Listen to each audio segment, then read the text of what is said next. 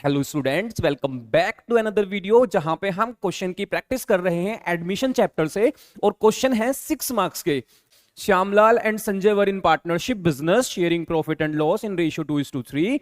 There balance sheet as at 31 March. आपके पास capital लिखी हुई है, क्रेडिटर्स लिखे हुए हैं, आपके पास बाकी एसेट साइड का बैलेंस लिखा हुआ है। एडजस्टमेंट में देखते हो तो एक नया पार्टनर शंकर इनको ज्वाइन कर रहा है 1/3 शेयर के लिए। और इनके फ्यूचर में कुछ टर्म्स डिसाइड हुई हैं कि शंकर 30,000 रुपीज कैपिटल लाएगा, 20,000 रुपीज गुडविल लाएगा जो बिजनेस में ही रहेगी। अगर कभी कभी पार्टनर विदड्रॉ भी कर लेते हैं तो हमने आपको गुडविल के लिए वीडियो जो डाली हुई है उसको आप देख लेना, उससे आपको समझ में आ जाएगा। स्टॉक और furniture reduce in value by rupees. तो आप एक काम करना, ये जो आपके पास स्टॉक और फर्नीचर है उसको पॉइंट लगा लो क्योंकि एडजस्टमेंट आ रही है। ठीक है, क्यों लगाते हैं पॉइंट? जैसे प्रीवियस वीडियो में जो प्रैक्टिस की थी उसमें समझाया था, एक टफेस्ट क्वेश्चन करके देखा था हमने एडमिशन का, उसमें भी बताया था कि पॉइंट लगाने का क्या फायदा होता है। इस क्वेश्चन में भी सिखाएंगे पॉइंट लगाने का क्या फायदा होता है। बिल्डिंग एप्रिशिएटेड, तो बिल्डिंग को पॉइंट लगा लेते हैं। Provision for doubtful debt, debtor के ऊपर बनाना है तो डेटर को पॉइंट लगा दो। ठीक है जी। इसके बाद अनअकाउंटेड एक्रूड इनकम, एक एक्रूड इनकम आ रही है, एक नई इनकम आ रही है एक्रूड नाम से। तो जब भी एक्रूड इनकम होती है तो ये हमारी कहीं ना कहीं एसेट्स बन जाती है, क्योंकि हमने काम तो कर दिया किसी का, कोई जो हमें टास्क मिला था या जो भी हमें वर्क परफॉर्म करना था, लेकिन अभी तक हमें वो अमाउंट रिसीव नहीं हुआ, इसलिए वर्ड एक्रूड लिखा हुआ है। और उसके अलावा लिखा हुआ है एक हमारा डेटर भी थे जिनके ऊपर अमाउंट ड्यू था 4800, ये रिटर्न ऑफ एज बैड वर, मतलब डूब गया था वो पैसा। अब हमें पता चला पेड 50% इन फुल सेटलमेंट, अब वो हमें 50% अमाउंट रिकवर हो रहा है, कोई दिक्कत नहीं है, रिकवर हो रहा है तो क्या हो गया। Outstanding rent amount rupees 4800, 4800 rupees का हमारे पास क्या है, आउटस्टैंडिंग रेंट है। अब आगे बढ़ जाते हैं। ठीक है जी, ये भी एक नई लाइबिलिटी आ रही है, इधर कोई ऐसी लाइबिलिटी नहीं है आउटस्टैंडिंग रेंट की, अभी आई है अचानक से। कुछ एडजस्टमेंट है, हर बार ऐसे ही आती है। क्वेश्चन ने कहा है profit and loss adjustment account बनाओ, जिसका दूसरा नाम रिवैल्यूएशन ही होता है। ब्रैकेट में क्वेश्चन ने बताया कैपिटल अकाउंट बनाओ और ओपनिंग बैलेंस शीट बनाओ। मैंने आपको बताया जब भी 6 मार्क्स में क्वेश्चन आए इस तरीके से 3-3 चीजें बनाने के लिए बोल दिया जाए तो आप सबको एक साथ बना के रख लो। जगह बनाओ, रिवॉल्यूशन अकाउंट बनाओ, कुछ जगह छोड़ दो, 10 लाइन की, 8 लाइन की, 12 लाइन की। फिर पार्टनर कैपिटल अकाउंट बनाओ, फिर कुछ लाइनें छोड़ दो, फिर बैलेंस शीट का फॉर्मेट बना दो, लाइनें छोड़ दो, जैसे मैंने बनाया है। रिवैल्यूएशन अकाउंट जिसको profit and loss adjustment account भी बोल रहे हैं। दूसरा पार्टनर कैपिटल अकाउंट जिसमें पार्टनर के नाम लिखे हुए हैं, डेबिट क्रेडिट साइड, और न्यू बैलेंस शीट। इससे क्या होता है, इससे मजा आ जाता है कि क्वेश्चन को करने में प्रॉब्लम नहीं होती, आराम से क्वेश्चन होता चला जाता है। ठीक है जी, तो शुरू कर लेते हैं अपने क्वेश्चन को करना। सबसे पहले हमारे पास लिखा है क्रेडिटर 12,435, 12,435। तो लाइबिलिटी साइड हम भी लिख देते हैं 12,435 क्रेडिटर्स। ओके, इसके बाद देख लेते हैं क्या लिखा हुआ है। इसके बाद सेकंड पॉइंट को देखते हैं, क्रेडिटर के बाद पार्टनर्स की कैपिटल लिखी हुई है। कहते हैं श्यामलाल और संजय की कैपिटल 34,050, 34,050। कैपिटल को कैपिटल अकाउंट में बैलेंस बीडी के नाम से लिखा जाता है, तो कैपिटल अकाउंट में कैपिटल को बैलेंस बीडी के नाम से लिख रहे हैं 35040, नहीं 34050, 34050, 34050, 34050, ये दोनों का बैलेंस है।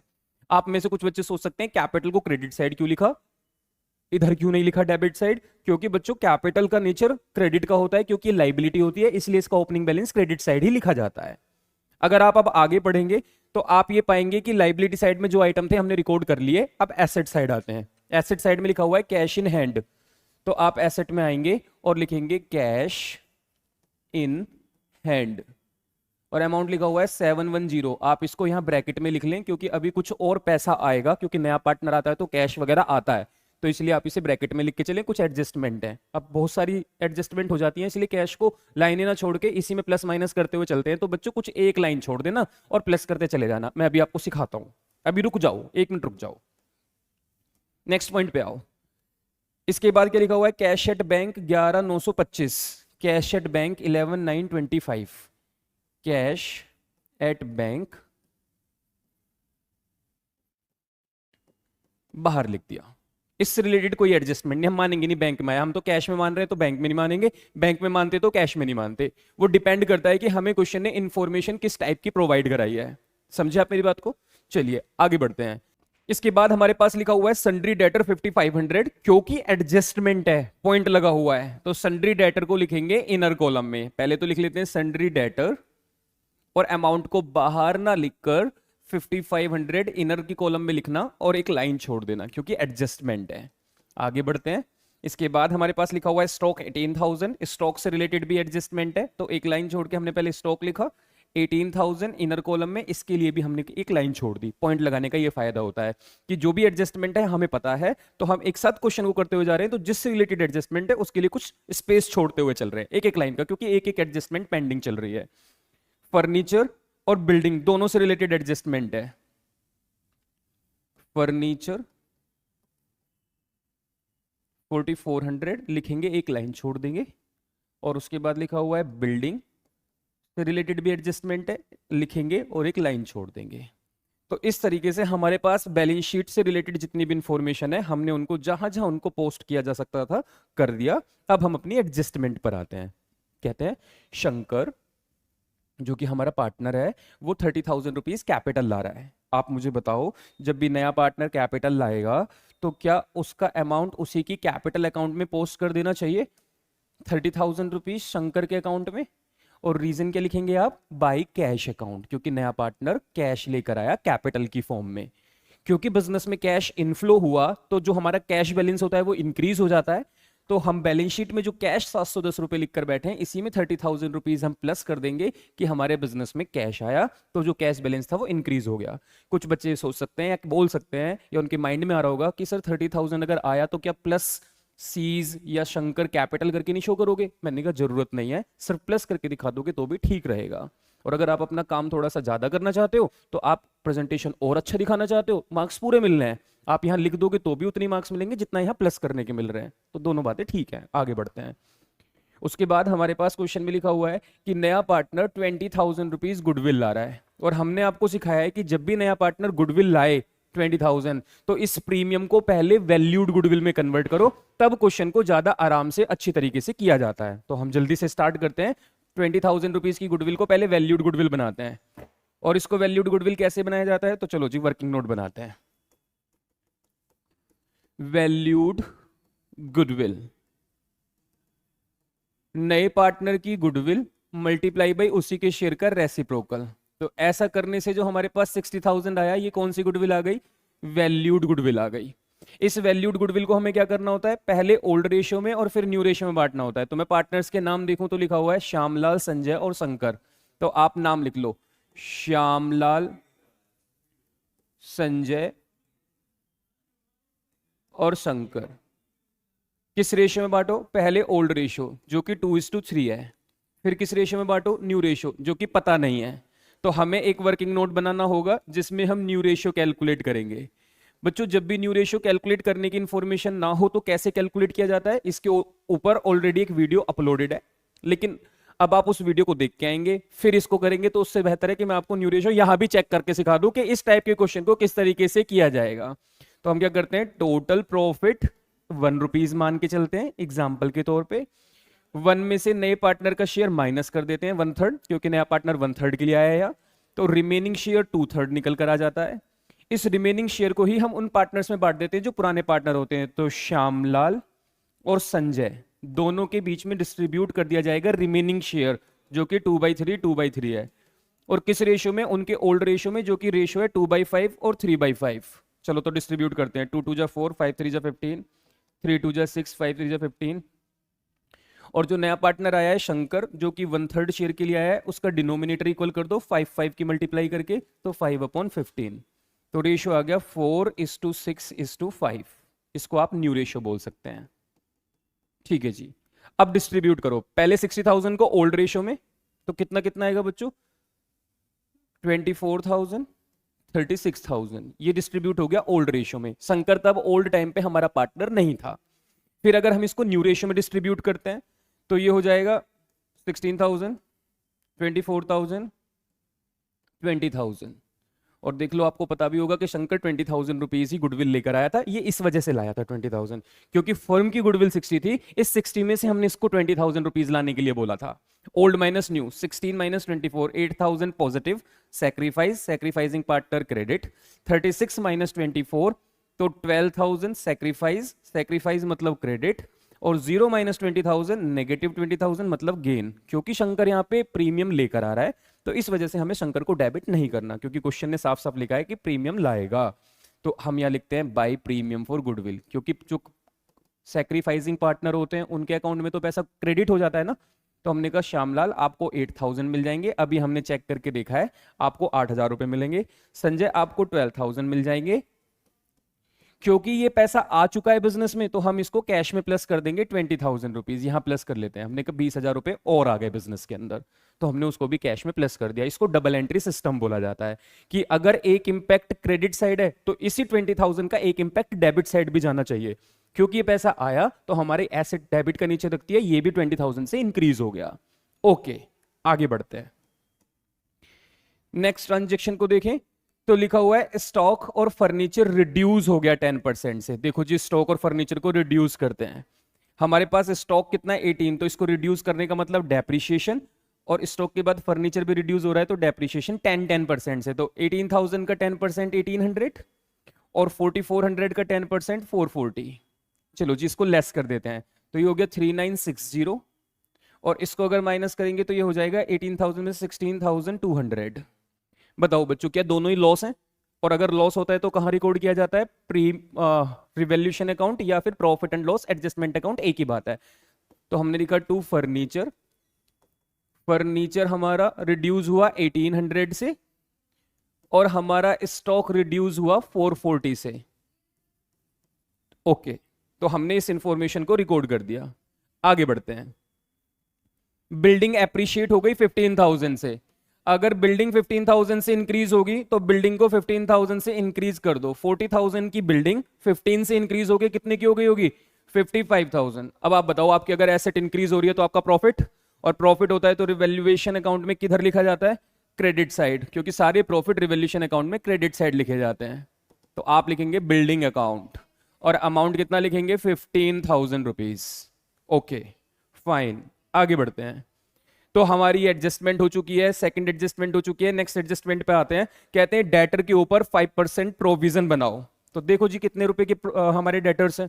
5,500। प्रोविजन का मतलब होता है फ्यूचर में होने वाला लॉस आपको अभी पता चल गया। Provision for doubtful dates.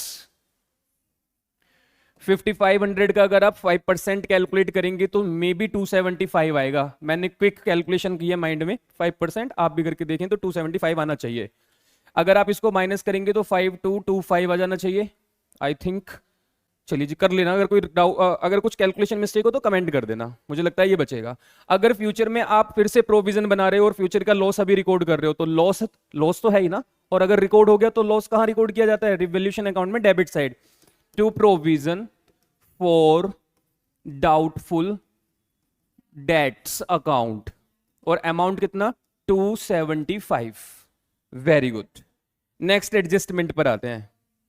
Next adjustment में लिखा हुआ है एक अनअकाउंटेड एक्रूड इनकम 2,400 आपको मिली। मैंने अभी बताया अनअकाउंटेड का मतलब रिकॉर्डेड नहीं है, और एक्रूड इनकम का मतलब होता है ऐसी इनकम जिसपे मेरा राइट आ चुका है लेकिन मुझे अभी तक रिसीव नहीं हुई है। तो हम इसको क्या मान लेते हैं? अपनी एसेट मान लेते हैं। एक नई एसेट आ रही है एक्रूड इनकम के नाम से, एक नई एसेट आ रही है एक्रूड इनकम के नाम से 2,400। अगर एसेट साइड इंक्रीज हो रही है तो आपका प्रॉफिट, और प्रॉफिट किधर रिकॉर्ड किया जाता है? रिवैल्यूएशन अकाउंट में। तो बाय एक्रूड इनकम, और अमाउंट कितना? 2,400। वेरी गुड, आगे बढ़ते हैं।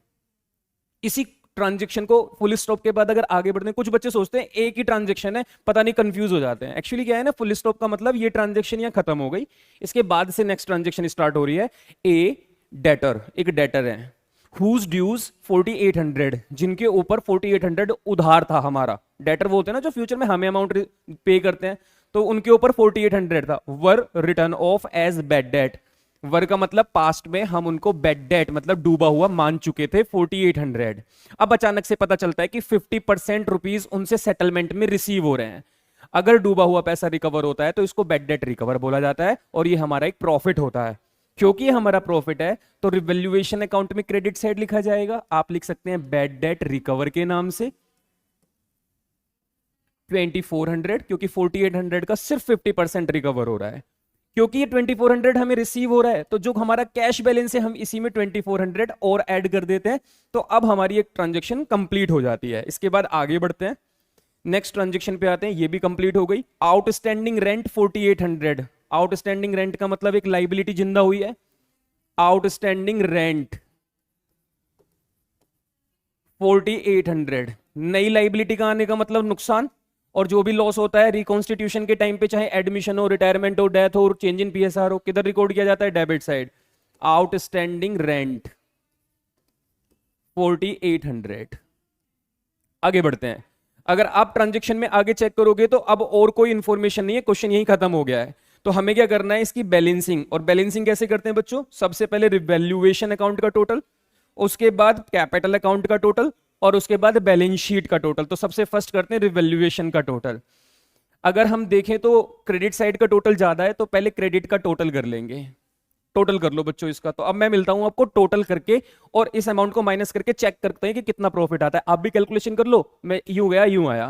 हाँ जी बच्चों, तो हमने जब क्रेडिट में से क्रेडिट साइड का टोटल किया तो 19,800 आया। 19,800 में से हमने ये सारा बैलेंस लेस किया, तो कैलकुलेटर से मैंने कैलकुलेशन की तो हमारा जो बैलेंस बचा उसको 12,485 लिखा। ये मेरा रिमेनिंग प्रॉफिट है।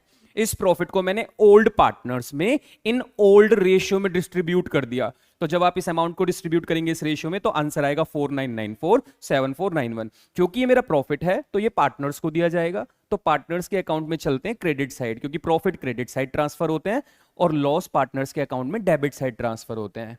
तो हमने प्रॉफिट दिया 4994 और दूसरे पार्टनर को दिया गया है 7491। अब क्या करना है आपको? तो अब कैपिटल अकाउंट का टोटल करना है। अब हम आपसे दोबारा से कैपिटल अकाउंट के टोटल के साथ ऐसे जाते हैं और ऐसे वापस आके कैपिटल का टोटल करके मिलते हैं आपसे। ठीक है जी? हाँ जी दोस्तों, तो क्रेडिट साइड का टोटल ज्यादा है क्योंकि डेबिट में तो कुछ भी नहीं लिखा हुआ था, तो इधर का टोटल किया तो 47044। ये वाली साइड टोटल की तो 53541, और ये तो 30,000 है ही। जिधर का ज्यादा होता है एज इट इज वो बैलेंस डेबिट साइड के टोटल में भी लिख दिया जाता है, और इसमें से 0 सब जगह है तो सारा का सारा balance as it is balance CD बन जाएगा। 47044 53541। कैलकुलेशन इंपॉर्टेंट है, आपको बड़ी केयरफुल तरीके से इस कैलकुलेशन को करना है। अब जो नई कैपिटल आती है इसको नए बैलेंस शीट में रिकॉर्ड किया जाता है, और नई बैलेंस शीट में कैपिटल के नाम से capital account of Shyamlal Sanjay Shankar. चलिए जी, शंकर की कैपिटल तो 30 है, जितनी कैपिटल लाया था एज इट इज। बाकी दोनों की एक बार और दोबारा चेक कर लेते हैं। 53541 और दूसरे पार्टनर की कैपिटल है 47044। बच्चों 6 मार्क्स पूरे हैं अगर इस दोनों की साइड का टोटल मैच हो गया। अगर एसेट और लाइबिलिटी मैच हो गई तो इसका मतलब क्वेश्चन परफेक्टली आपने डन कर दिया। तो टोटल करके देखते हैं इस वाले को, दोनों तरफ का।